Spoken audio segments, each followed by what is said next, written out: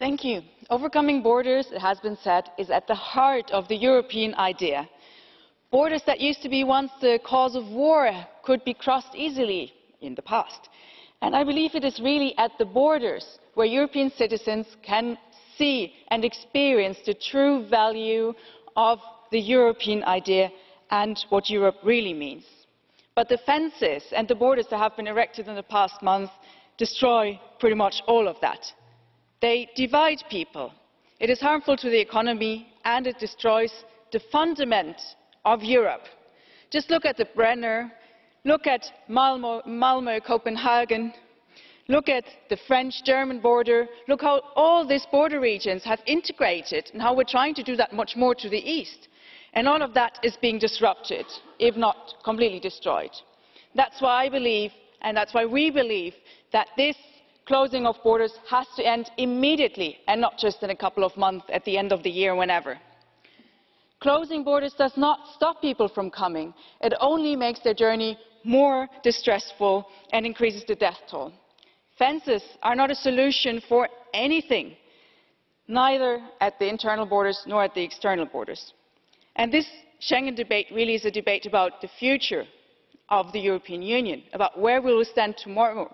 But this future starts today. Whatever we do wrong right now cannot be mended tomorrow. This is why we need to get down with the fences, to overcome the borders once again, because this is what Europe is for. Let us not destroy this fundament, this stuff, what Europe is really built on. Thank you.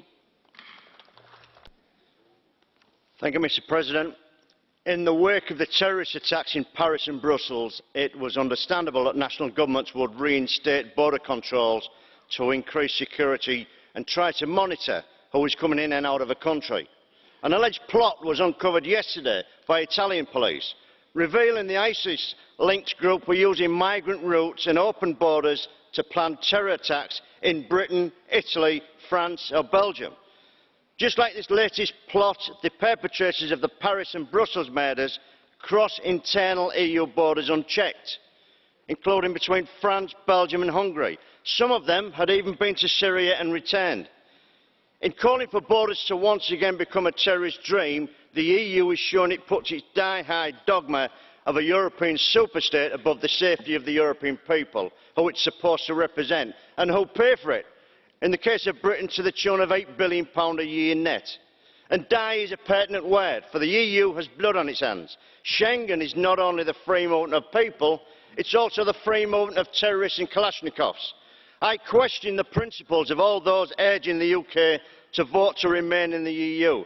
I also question the principles of those senior British military personnel who, like me, swore an oath of allegiance to Her Majesty the Queen, but who have been telling voters we are safer in the EU.